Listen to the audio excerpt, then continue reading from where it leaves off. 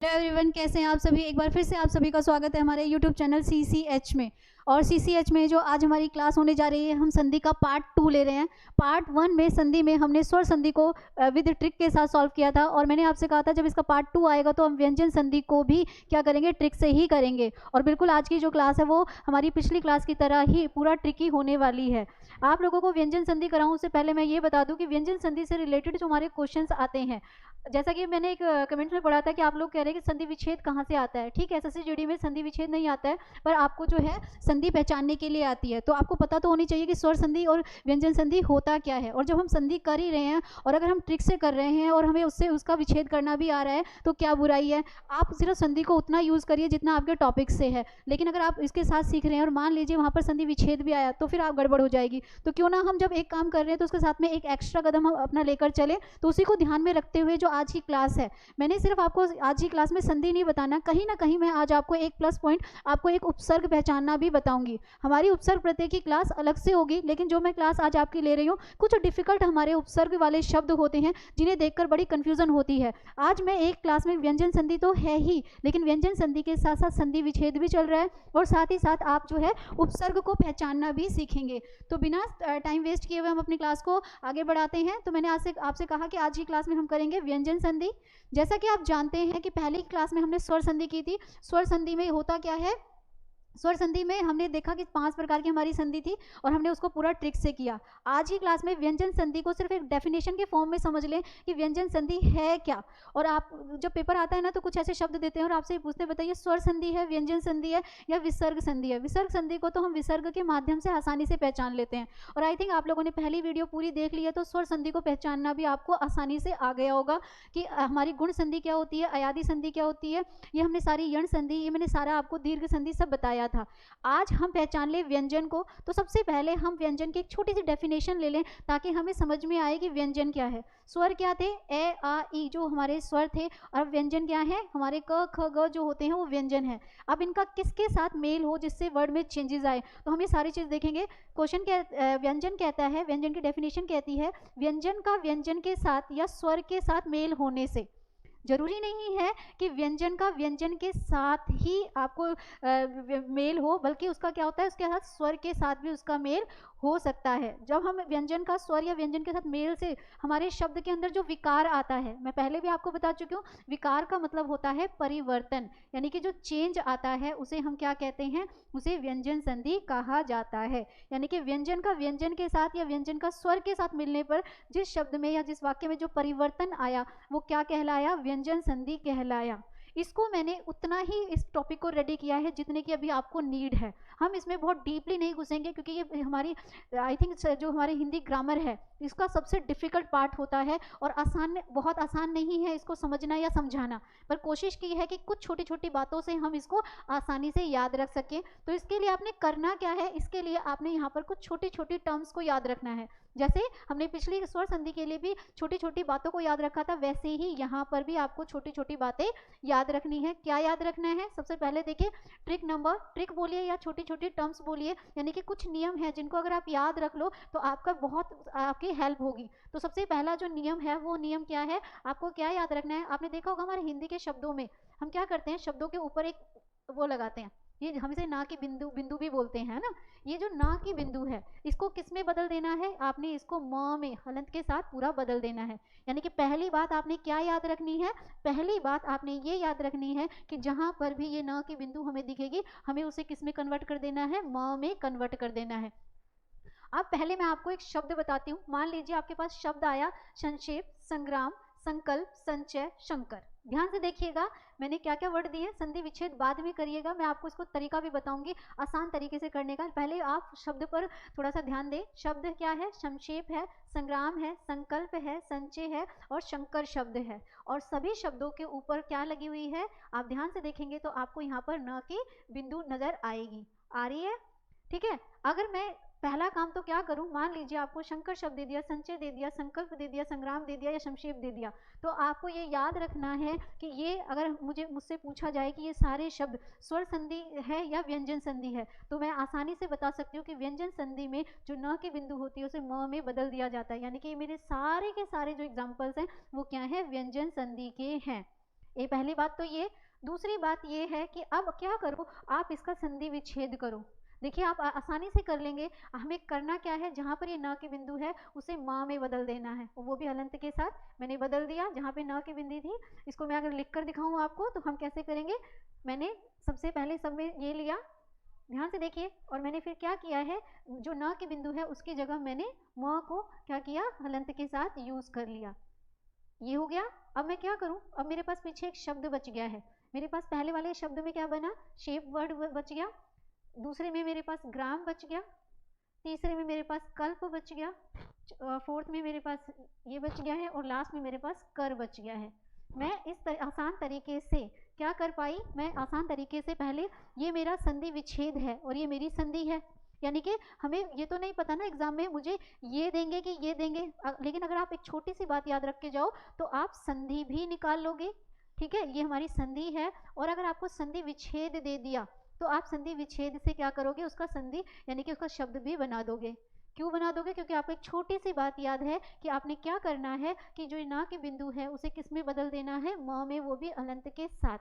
अब यहाँ पर एक और इम्पॉर्टेंट चीज़ जो आपको पता होनी चाहिए, हमारे एग्जाम्स में क्या होता है कि कई बार ये वर्ड आया, संक्षेप आया, संग्राम आया, संकल्प आया, संचय आया, शंकर आया, और आपसे पूछ रहे हैं कि बताइए इनमें कौन सा उपसर्ग है। क्या बोल रहे हैं, वो पूछ रहे हैं बताइए इनमें कौन सा उपसर्ग है। तो अगर अब मैंने अब क्लास मेरी संधि की हो रही है लेकिन मैं उपसर्ग भी आपको बताऊं तो आप आसानी से, कोई ऑप्शन ना भी दूं तो आप आराम से बता सकते हो कि यहाँ पर इन सारे जो शब्द लिखे हैं इनमें कौन सा उपसर्ग यूज हुआ है, इनमें सम उपसर्ग यूज हुआ है। देखिए आपको कितनी सारी बातें पता चली हैं, 3 से 4 बातें हमें एग्जाम्स के लिए पता चली हैं। अभी क्लास भले ही संधि की हो रही है लेकिन आप उपसर्ग को भी पहचान पा रहे हो। बहुत मुश्किल होता है उस टाइम पे, जैसे मोस्ट इंपॉर्टेंट वर्ड संकल्प, और पूछा जा रहा है बताइए कौन सा उपसर्ग है। संधि तो हम बता ही देंगे क्योंकि इसमें न की बिंदु लगी और म किस में बदल रहा है, म में चेंज हो जा रहा है, तो ये मेरा व्यंजन संधि का पार्ट है। एक चीज पता चली। और अगर मुझे ये कह दे कि संकल्प को आप संधि विच्छेद करो तो आप आसानी से कर सकते हो, क्योंकि आपको करना क्या है, बस ये जो न के बिंदु है उसे म में ही तो बदलना है। जैसे ही आपने न के बिंदु को म में बदला तो आपका संधि विच्छेद भी हो गया। यानी कि एक ही छोटी सी बात याद रखने से मुझे संधि आई, संधि विच्छेद आया, स्वर संधि और व्यंजन संधि भी समझ में आई, क्योंकि व्यंजन संधि में हम क्या करते हैं, इसको चेंज कर देते हैं। जरा ये वाली बात अपने स्वर संधि में याद कर देखो, क्या मैंने कहीं बताई थी, बिल्कुल भी नहीं बताई थी। वहां मैंने आपको कहा था शब्दों के बीच में देखिए कि ए आ स्वर आ रहे हैं नहीं आ रहे हैं, ऐसा मैंने वहां नहीं बताया। तो ये हमारा स्वर संधि का पार्ट के एग्जाम्पल्स नहीं है, ये सारे के सारे हमारे किसके एग्जाम्पल्स हैं, ये सारे के सारे हमारे व्यंजन संधि के एग्जाम्पल हैं। अब 2 इंपॉर्टेंट वर्ड हैं जो कि मैंने एसएससी जीडी में देखे, तो मैंने सोचा आप लोगों के साथ भी डिस्कस करूं। वर्ड ये आया है, एक शंकर है और एक शंकर है, श वाला डिफरेंस है, क्या यहाँ भी यही टर्म लागू होगी। और एक और वर्ड आपके पास आया संकलन। अब आप ये बताइए इसका आप संधि विच्छेद कैसे करेंगे। अगर मैं आपसे कहूँ कि इसका मुझे संधि विच्छेद करके दिखाओ तो आप इसका संधि विच्छेद कैसे करेंगे भाई। देखो जरा, हम क्या करेंगे, कुछ नहीं करना, सेम वही पार्ट रहेगा हमारा।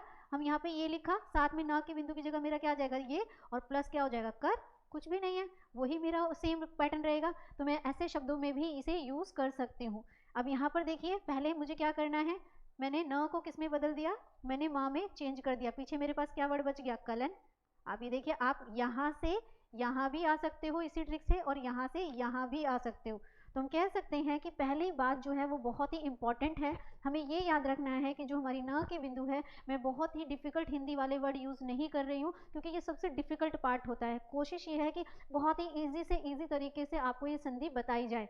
एसएससी जीडी में ये बहुत आसान तरीके से सिर्फ स्वर संधि और व्यंजन संधि की पहचान आनी है, लेकिन ये वीडियो सिर्फ एसएससी जीडी के बच्चे नहीं देखते हैं, इसे नॉन टीचिंग वाले बच्चे भी या और कॉम्पिटेटिव एग्जाम्स के बच्चे भी इन वीडियोस को देखते हैं। तो उन्हें जब मैं संधि करा ही रही हूँ तो मैं उनकी भी हेल्प कर देती हूँ, मैं साथ में उन्हें संधि विच्छेद और उपसर्ग पहचानना भी बता रही हूँ। तो इससे सबकी ही हेल्प होगी, लेकिन आप अपने एग्जाम्स के अकॉर्डिंग जिसको जितनी ज़रूरत हो इसे उतना ही यूज़ करिएगा। तो मैंने आपसे क्या कहा कि हमें पहले क्या करना है, न के जो बिंदु है उसको म में बदल देना है। आपको ये अच्छी तरह से समझ में आया होगा। बस इसके लिए होना क्या चाहिए, सिर्फ और सिर्फ एक टर्म याद होनी चाहिए, बाकी काम अपने आप हो जाएगा। चलिए अब देखते हैं नेक्स्ट वाली ट्रिक, या दूसरी जो टर्म है, जो इंपॉर्टेंट बात हमें पता होनी चाहिए वो क्या होनी चाहिए, वो हमें पता होनी चाहिए कि ग को हमें किस में बदल देना है, क में बदल देना है। बहुत इंपॉर्टेंट वर्ड हमारे पास आते हैं, पर पहले मुझे सबसे पहले पता क्या होना चाहिए, मुझे याद क्या होना चाहिए कि ग को मुझे क्या करना है, क में बदलना है।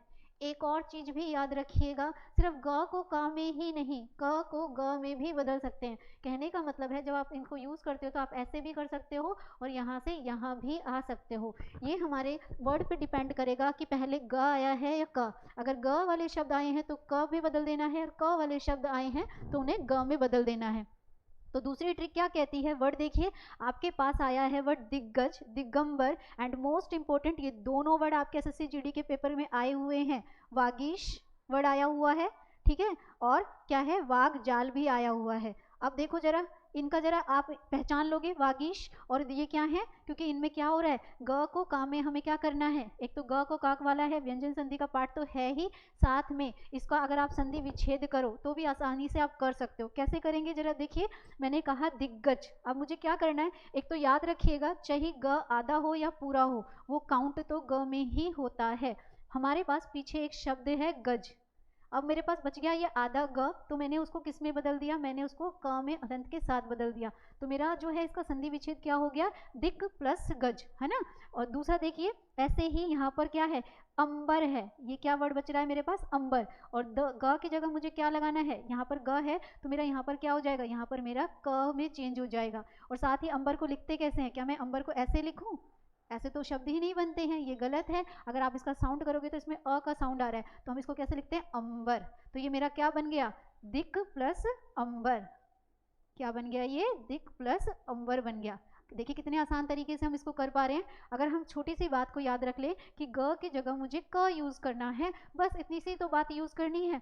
वागीश इतना इजी वर्ड है, फिर भी जब एग्जाम में आता है तो गलत करते ही करते हैं, सब गलतियां करते हैं, क्योंकि उन्हें एक छोटी सी बात नहीं पता है। अगर हम इसे देखें तो ध्यान से देखिएगा, हमें करना क्या है, ये मेरे पास क्या है, ग है, ग की जगह मुझे क्या कर देना है, क लगाना है, वो भी अलंत के साथ, और मेरे पास यहाँ बच गया ईश। आप ये देखिए बड़ी ई की मात्रा है, बड़ी की मात्रा होने की वजह से मैंने यहाँ पर क्या लिखा, ईश लिखा, तो ये क्या बन गया, वाक प्लस ईश, क्या बना, वागीश। इसका वैसे अगर आप सिंपल तरीके से अगर इसके टर्म्स याद करोगे ना तो बहुत बहुत मुश्किल है, लेकिन अगर आप इसको, और फिर भी नहीं समझ में आएगा, अगर आप उसको बुक किस लैंग्वेज में करने की कोशिश भी करोगे तब भी ये नहीं समझ में आने वाला। तो सबसे आसान तरीका यही है, कुछ मत करिए, ग को क में बदल दीजिए, जैसे ही आप व को क में बदल देंगे आपका संधि विच्छेद भी हो जाएगा, ठीक है। अगर मान लीजिए पेपर में आ गया वागीश और आपसे कह रहे हैं बताइए वागीश में कौन सा उपसर्ग है, अब लो ये सबसे मुश्किल काम हो गया। अब एसएससी जीडी में उपसर्ग तो आते हैं ना, या वो भी नहीं आते हैं, आते हैं भाई, बिल्कुल आते हैं। तो वागीश में जो है क्या होगा, वाक जो है उपसर्ग है और पीछे का शब्द जो है वो ईश है, जैसे इसके साथ जुड़ा तो इसका क्या बन गया, वागीश। ऐसे ही वाग जाल, अब वाग जाल में क्या है, क्या करना है, सिंपल सा, जाल पीछे का एक शब्द है और ग की जगह मुझे क में बदल देना है, तो मेरा क्या बन गया, वाग प्लस जाल।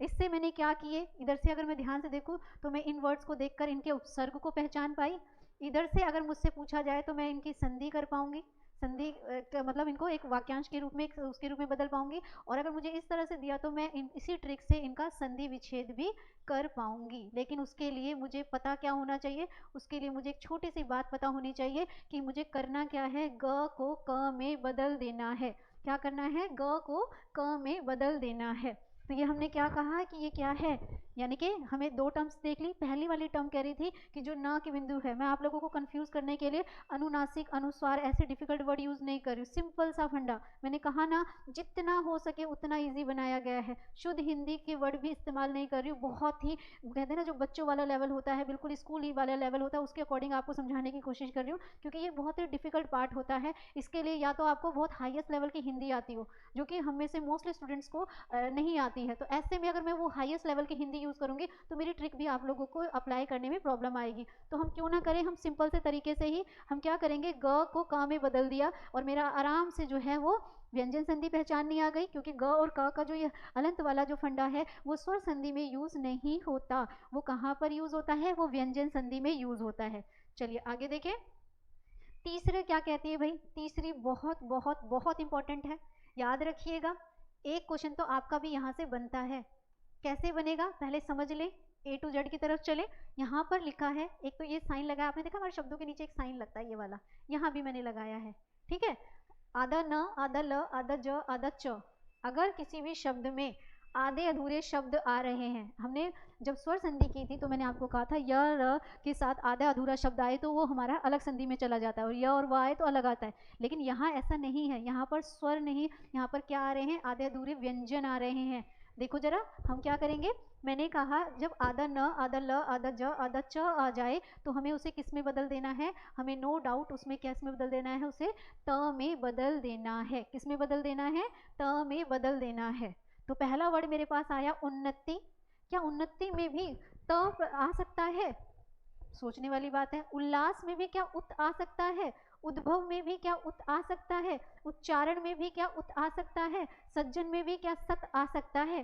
ध्यान से देखिएगा, पहले मैं आपको जो मेरा सिंपल तरीका है उससे बताती हूँ। हमें करना क्या है, वर्ड आया उन्नति, ठीक है, यहाँ पर जो आधा न है, ठीक है, इसको हम आधा न भी और ऐसे भी लिख सकते हैं। तो ये जो आधा न आया है उसकी जगह मैंने क्या यूज किया है, त यूज किया है। यहाँ पर जो आधा ल आया है उसकी जगह मैंने त यूज किया है।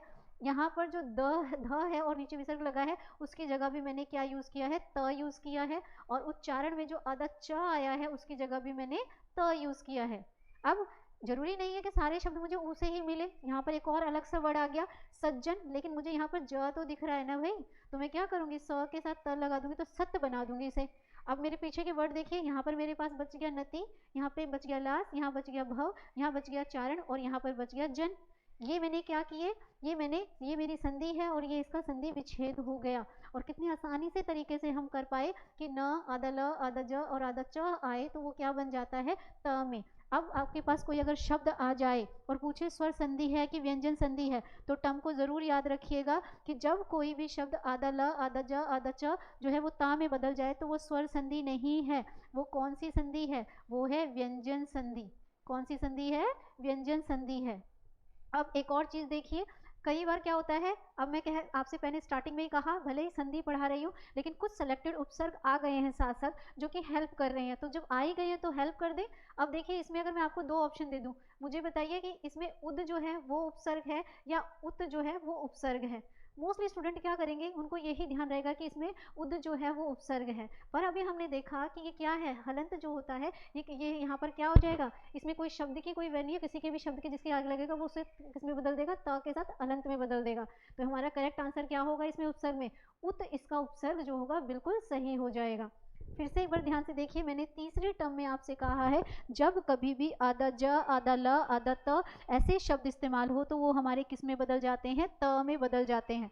आप इसमें और भी वर्ड ले सकते हो, आप इसमें उज्जवल ले सकते हो, उल्लास तो मैंने ऑलरेडी आपको दिया है। खासकर हमारे वर्ड आते हैं, उल्लास हो गया, उच्चारण हो गया, ठीक है, उत्कृष्ट हो गया, ऐसे ऐसे वर्ड जो हैं वो आते हैं। और आप प्रीवियस एग्जाम्स को चेक करिएगा, चाहे आप टीचिंग के हैं चाहे नॉन टीचिंग के हैं, होता क्या है कि आपने क्या करना है, उसमें आपने पहचानने के लिए आ जाता है कि उपसर्ग बताइए, तो इस तरीके से आपके उपसर्ग भी गलत नहीं होंगे। और व्यंजन संधि को पहचानने का तरीका तो बता ही दिया कि अगर आधा न, आधा ज को करके आप उत बना रहे हैं तो आप बता सकते हैं कि ये स्वर संधि नहीं है, ये क्या है, ये व्यंजन संधि है। चलिए आगे बढ़े, आगे बढ़ते हैं, थोड़ा सा और इसको बढ़ा दें। अब क्या करना है, ड को ट में और ट को ड में बदलना है। याद रखिएगा, मैं फिर से आपको एक बात बता रही हूँ, ऐसा नहीं है कि आप सिर्फ ड को ट में बदलेंगे, आप ट से ड में भी आ सकते हैं। कैसे, मैंने कहा ड से ट में और ट से ड में आता है, तो हमें क्या करना है, सिंपल सी बात है, याद तो करना ही पड़ेगा। हार्डली आपको 1 से 1.5 घंटा भी नहीं लगना, आधा घंटा, 1 से 1.5 घंटा बोल रही हूँ, अगर आप समझकर करेंगे तो शायद क्लास में भी हो जाए, और अगर ना भी हो तो आपको इस इंडिविजुअली एग्जांपल्स ना लेकर पहले एक पेज पर अपना नोट्स बनाकर टर्म्स याद करनी है। मैंने यहाँ पर 8 to 9 टर्म्स ली हैं, ट्रिक्स ली हैं, उनको एक पेज पे पूरा प्रॉपर तरीके से आप लर्न करिए और उसके बाद आप एग्जाम्पल्स को सॉल्व करिएगा, तो देखेंगे अगर आपको पूरी प्रॉपर तरीके से ट्रिक याद हो गई तो ये जो चीज़ मैं बता रही हूँ इसे आप गड़बड़ नहीं करेंगे। तो चलिए, मैंने अभी आपको बताया ड को ट में बदल देना है। वर्ड मेरे पास आया बटानन, षटकोण और उड़ान, तीनों इंपॉर्टेंट है, ये तीनों वर्ड इंपॉर्टेंट हैं। अगर आपसे पूछ लिया जाए बटानन, षटकोण और उड़ान, ये कैसे, पहले तो ये तो संधि है और ये इसका संधि विच्छेद है, ध्यान से देखिएगा कैसे, हमें क्या करना है, अगर ड को ट में बदल पा रहे हैं और संधि विच्छेद ऐसे हो पा रहा है तो व्यंजन संधि है, एक तो ये हमें पता ही होगा, ये तो हमें पता चल ही गया है, करी व्यंजन रहे हैं तो व्यंजन संधि के ही एग्जाम्पल्स हैं। दूसरी चीज इसमें क्या है कि मैंने एक वर्ड लिया बटानन। अब देखो जरा हम क्या करें, जैसे अगर मैंने ये जो मैंने खुद इसको संधि विच्छेद कर रखा है, एक बार दोबारा करके देखें, मेरे पास एक वर्ड है। पहली बात तो जो पीछे का वर्ड होता है ना उसकी वैल्यू होनी चाहिए, ठीक है। मुझे सिर्फ ड को बदलना है, ड को मुझे किस में बदल देना है, ट में बदल देना है। और मेरे पास यहाँ पर जो शब्द बच गया है वो बच गया है आनन। क्या शब्द बच गया है, मेरे पास वर्ड बच गया है आनन। ऐसे ही शर्ट में देखिए यहाँ पे ट है तो मैं उसे क्या कर दूंगी, मैं उसे ड में बदल दूंगी। किस में बदल जाएगा, वो ड में बदल जाएगा। और यहाँ पर मेरे पास एक शब्द बच गया, ये क्या बचा है, कोण। तो मैं क्या कहूँगी, शट प्लस कोण, ये मेरे लीजिए इसका संधि विच्छेद भी हो गया। अब उड़ान, किसी ने सोचा होगा कि उड़ान का कभी संधि विच्छेद उट प्लस आन भी होगा, बिल्कुल होगा भाई। ये क्या होगा, जो हमारा ड है वो किस में बदल जाएगा, ट में बदल जाएगा। और यहाँ पर ये मेरे पास क्या बच गया, आन बच गया, ठीक है। इसमें आ की मात्रा का साउंड आ रहा है तो हम इसको कैसे लिखेंगे, आन। कितना आसान तो है। और अगर मुझसे कोई पूछ ले कि ये जो वर्ड आपके आए हैं, वटानन है, षटकोण है या उड़ान है, इनमें उपसर्ग क्या है, तो भी आप आसानी से वट बता सकते हो, षट बता सकते हो और उट बता सकते हो। यानी कि आपने सिर्फ एक क्लास में सिर्फ संधि ही नहीं सीखी, साथ में आपने उपसर्ग भी सीख लिए। सारे उपसर्ग नहीं सिखाए भाई, कहीं आप लोग सोचो कि उपसर्ग की क्लास होगी कि नहीं होगी। ये कुछ सिलेक्टेड उपसर्ग हैं जो डिफिकल्ट होते हैं, ठीक है। हम अपनी इसकी पूरी प्रॉपर क्लास करेंगे, सारे टाइप्स बताऊंगी कि उपसर्ग कैसे हैं, ठीक है, कौन कौन से किस तरह से यूज होते हैं, उनकी हमारी पूरी प्रॉपर क्लास होगी। बट अभी कर ही रहे हैं तो क्यों ना आसान तरीका अपना लिया जाए। तो ये हमने की, अब करते हैं नेक्स्ट जो है ट्रिक करते हैं। अब हमें क्या करना है, छोटी छोटी बातें और भी थोड़ी सी याद रखनी है। हमें क्या करना है, ज को च में बदल देना है या च को ज में बदल देना है। कंफ्यूज मत होइएगा कि ऐसे से ऐसे, ये यहाँ से यहाँ भी जा सकते हैं। ये वर्ड के ऊपर डिपेंड करेगा कि ज आ रहा है कि च। ज आ रहा है तो च में बदल दीजिए, च आ रहा है तो ज में बदल दीजिए। वर्ड मेरे पास आया है आज़ादी। अब किसी ने सोचा होगा कि आज़ादी में अगर कोई मुझसे संधि विच्छेद करे तो मैं इसका कैसे करूं। कुछ मुश्किल नहीं है भाई, हम क्या करेंगे, हमें ज को बदलना है, ज की जगह क्या आ जाएगा, च आ जाएगा। तो ये मेरा शब्द बन गया ये, प्लस मेरे पास यहाँ पर बच गया आदि। अब आदि में यहाँ पर बड़ी की मात्रा लगी है तो मैंने इसको कर दिया आदि। आसान है, बहुत ही आसान है। और कोई अगर मुझसे इस शब्द में पूछ ले कि आज़ादी में कौन सा उपसर्ग है तो मैं आसानी से बता पाऊंगी कि इसमें आच जो है वो उपसर्ग है। चलिए नेक्स्ट देखते हैं। नेक्स्ट ट्रिक हमें कहती है च को आधा छ और छ में बदल देना। ये बहुत आता है भाई पेपर में, ज़्यादातर मैंने एक सेलेक्टेड वर्ड लिया है। आपको वर्ड आया स्वच्छ, ये स्वच्छ है, स्वच्छंद नहीं है। क्योंकि अभी मैं आगे करूंगी ना तो थोड़ी सी आपको कंफ्यूजन क्रिएट हो सकती है, क्योंकि आगे आने वाले वर्डों में स्वच्छंद वर्ड भी आएगा। तो लेकिन दोनों का अंतर बताऊंगी कि दोनों में कैसे पहचानेंगे। पहले तो ये चीज़ याद रखिएगा, जब भी च आता है तो छ को अपने साथ ही रखता है, अलग नहीं करता। देखिए यहाँ पर भी इसने क्या किया, आधा च अपने साथ ही रख रखा है। पहले तो इसको आप क्या करिए, इसका संधि विच्छेद कर लीजिए। इसमें क्या होगा, पहले मेरे पास क्या है, स्व एक शब्द है, ठीक है। ये स्व मेरा जो है एक शब्द है, मुझे इसको किस में बदल देना है, कुछ नहीं करना, मुझे इसको च में बदल देना है, ठीक है। इसको मैंने चा में बदला तो ये मैंने इसका क्या कर दिया, इसका मैंने संधि विच्छेद भी कर दिया। मैं फिर से आप लोगों को कह रही हूँ, इसके नोट्स बनाइएगा। वीडियो को अगर देख रहे हो तो कुछ कुछ चीज़ें समझ में आएंगी। जब आप इसे कॉपी में लिखोगे, लिखते समय जो गलतियाँ करोगे उनसे सीखोगे। तो पहले इसके टर्म्स को एक उस पर पेज पे अच्छी तरह से लिख कर कॉपी में, देन उनको लर्न करने के बाद ही ये जो आप संधि या संधि विच्छेद कर रहे हैं या व्यंजन संधि को पहचानने की कोशिश कर रहे हैं, उसकी प्रैक्टिस बाद में करिएगा। तो मैंने आपसे कहा कि हमें क्या करना है, ये टर्म भी समझ में आई, इसके अकॉर्डिंग चलिए आगे बढ़े। अब तक हम देख चुके हैं, ना को हमें बदलना था म में, वो भी अलंत के साथ, क को ग में या ग को क में बदला। फिर तीसरा मैंने बताया आधा ल, आधा च, आधा, ये जो वर्ड हैं इनको हम त में बदल सकते हैं, ये भी हमने देख लिया। और फिर उसके बाद जो है हमने क्या देखा कि ग को का, ये भी मैंने बता दिया। अब हम आगे बढ़े, आगे बढ़ते हैं तो कुछ थोड़ा सा और चीज़ें याद रखेंगे। यहाँ देखिए कुछ वर्ड आए हैं, श श हैं आधे, और उनको क्या करना है, हमें इनके बीच में से इनको हटा ही देना है। कुछ मत करिए, इसमें से क्या है, बीच वाला जो श जो आ रहे हैं, इन वर्ड को हटा दीजिए। आराम से आप क्या कर पाते हैं, इनको संधि भी कर पाते हैं। लेकिन याद रखिएगा, हमें व्यंजन संधि और स्वर संधि भी पहचाननी है। हम सिर्फ ये नहीं करेंगे कि संधि विच्छेद सीख लिया और अगर वहाँ पेपर में आ रही है स्वर संधि पहचानो या व्यंजन संधि, लो जी जो मेन काम करना था वो तो किया ही नहीं। पहले हमारा जो मेन काम है हमें वो ही करना है। तो मेन काम क्या होगा कि आधा श और क के साथ और आधा श दोनों ही एक श से षटकोण वाला है, एक स से सपेरे वाला है। आएगा तो हमें क्या करना है, पहचान ही लेंगे कि जिन शब्दों के बीच में ये लगेंगे वो क्या है, वो व्यंजन संधि है। पहला काम जो मेन काम है जैसे सीजीडी के पर्पज से है कि पहचानना हो, तो हम आसानी से बताएंगे कि जहाँ पर भी ये शब्द बीच में लगे हैं वो स्वर संधि के पार्ट नहीं है, वो व्यंजन संधि के। और विसर्ग तो लगा नहीं है तो विसर्ग हो नहीं सकते, तो एसएससीजीडी वाला तो काम हो गया। अब थोड़ा सा और एक्स्ट्रा देख ले। अगर बाई चांस मुझसे पूछ ले कि ये जो लिखा है परिकृति, इसके अंदर कौन सा उपसर्ग है, तो मैं आसानी से बता सकती हूँ कि इसमें परि शब्द जो है वो उपसर्ग है, क्योंकि मैंने किया।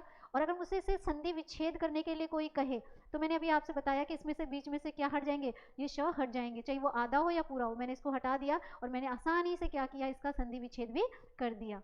चलिए एक और इम्पोर्टेंट क्वेश्चन लेते हैं। अभी थोड़ी देर पहले स्टार्टिंग में ही मैंने आपको बताया कि जो न की बिंदु होती है उसे हम म में कन्वर्ट करते हैं ना। यहाँ पर वो चीज़ दोबारा आ गई है। अब एक चीज़ जो मैंने ये बताई, श हटेगा, ये तो हटेगा ही हटेगा, लेकिन ये हट जाएगा तो इसकी जगह आएगा कि क्या, उसकी जगह यहाँ पर न की बिंदु है तो यहाँ पर म आ जाएगा और ये क्या बन जाएगा, सम प्लस कार। और अगर ये पूरा हमारे पेपर में आ जाए संस्कार, और बताइए संस्कार में कौन सा उपसर्ग है, तो नो डाउट आप आज के बाद कभी गलती नहीं करोगे और आप आसानी से बता पाओगे कि इसमें सम जो है वो उपसर्ग है। चलिए आगे बढ़े, आगे देखते हैं। अब हमें क्या करना है, कुछ नहीं करना है। सहसंबंधी एक और नियम याद कर लेते हैं। छोटी छोटी बातें हैं और छोटी छोटी चीज़ें ही तो याद रखनी है। करना क्या है, इसको इसमें बदलना है और इसको इसमें बदलना है। अगर श से जो ये वाला श है इसको श में बदलना है और इससे इसमें। वर्ड के ऊपर देखिए, ध्यान से देखिएगा, यहाँ पर ये आया है, ये भी आया है, ये भी आया है, कुछ नहीं करना। क्या किया, बस सब जो है चेंज ही तो किया है। ध्यान से देखो, आराम से मेरा क्या हो पाया है, इसका जो है संधि विच्छेद भी हो पा रहा है। अब व्यंजन संधि के लिए पहचानने के लिए क्या बात याद रखें कि श और श आएगा। ये देखिए बीच में हमारा क्या रहा है, इसका मुझे क्या करना है, श से षटकोण वाले को स से सपेरे वाले में चेंज करना है। ये बहुत आसान है और बहुत कम ही चांस होते हैं इसके आने के, लेकिन फिर भी अगर आ जाए तो इसे यूज़ कर लीजिएगा। नेक्स्ट देखते हैं। अब आते हैं सबसे डिफिकल्ट पार्ट पे, इस पे ज़रा फोकस करिएगा। इसमें क्या है और क्या नहीं है उसको हमें ध्यान से देखना है, क्योंकि अब तक मैंने सिंगल आपको छोटी छोटी बातें बताई और वो बहुत आसान लग रही हैं क्योंकि बोर्ड पे आपको सॉल्व करा हुआ मिल रहा है। मैं फिर से बोल रही हूँ, नोट्स बनाइएगा और आपके पास जो भी प्रैक्टिस बुक हो उसमें से वर्ड्स को ढूंढ कर उनकी प्रैक्टिस करिएगा और जो आपको ये ट्रिक्स बताई गई है उनको अप्लाई करिएगा। अब हमारे पास आता है, क्योंकि हमारी हिंदी की जो व्यंजन संधि है वो इसके बिना तो अधूरी है, इसके बिना तो अधूरी होती ही है। अब ह्रस्व स्वर और दीर्घ स्वर क्या होते हैं। छ जो होता है ना, मैंने अभी आपको बताया था, ये अपने साथ किसको लेकर चलता है, च को लेकर चलता है। ये दोनों बहन भाई हैं, एक दूसरे का साथ नहीं छोड़ते हैं। ये क्या करता है, छ को च में लेकर चलता है। तो सबसे पहले देखो हम क्या कहेंगे, ये क्या करते हैं, पहले ये सब समझे उससे पहले हमें यहाँ पर एक बात याद करनी पड़ेगी। एक चीज़ हमें क्या याद करना पड़ेगा, एक छोटी सी और हमें इंपॉर्टेंट चीज़ याद रखनी है कि हमारे स्वर जो होते हैं वो दो प्रकार के होते हैं, एक ह्रस्व स्वर होता है और एक दीर्घ स्वर होता है। ह्रस्व स्वर कौन कौन से होते हैं, छोटा अ, ई और उ और ऋषि ऋषि, क्योंकि इन्हें बोलने में कम समय लगता है। याद रखिएगा, जिन स्वरों को बोलने में कम समय लगता है उन्हें हम ह्रस्व स्वर कहते हैं, जबकि जिन स्वरों को बोलने में क्या लगता है, ज़्यादा समय लगता है, जो जैसे कौन से हैं, बड़ा आ, बड़ी ई होगा, ठीक है, बड़ी ई, उ और ए ओ, ये सब हमारे आ जाएंगे। यानी कि ऊपर वाले हमारे क्या हैं, जो हैं ह्रस्व स्वर हैं, और जो दूसरे वाले हैं वो हमारे दीर्घ स्वर हैं। आप ये सोचोगे ये क्यों बताया जा रहा है, क्योंकि ये इसलिए बताया जा रहा है क्योंकि अभी जब मैं एग्जाम्पल दूंगी तो मुझे इसकी ज़रूरत पड़ेगी।